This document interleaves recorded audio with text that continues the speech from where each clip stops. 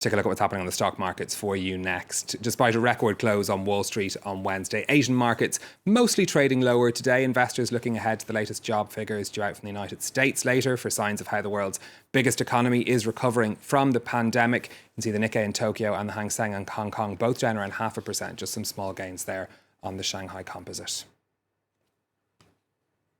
Here in France, retailers are hoping to make up for some of their losses during the coronavirus lockdowns during the summer sales period, which started on Wednesday. The period for discounts is set by the government in France. Shop owners will be hoping that the 10% jump in consumer spending seen last month when COVID-19 restrictions were eased will be sustained. Monty Francis has more. It's been a tough road for businesses across France. For those that survived the lockdowns, the restrictions, and limited reopenings over the past year, they're ready to cash in on some summer bargains.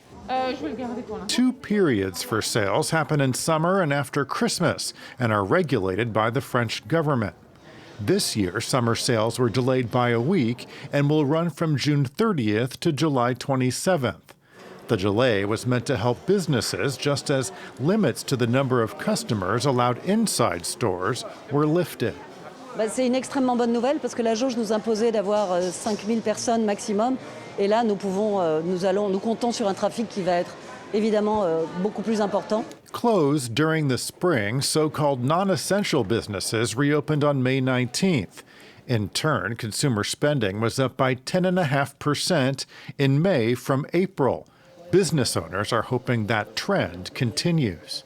L'optimisme, la positivité, on est tous en prêt, on a tous bien travaillé dans nos boutiques pour mettre bien tout en place. But with tourists just beginning to return to France, the sales are largely attracting locals. Oui, parce que ça m'avait manqué, parce que moi j'aime bien faire du shopping tout simplement. Donc là, je vais voir mes marques préférées.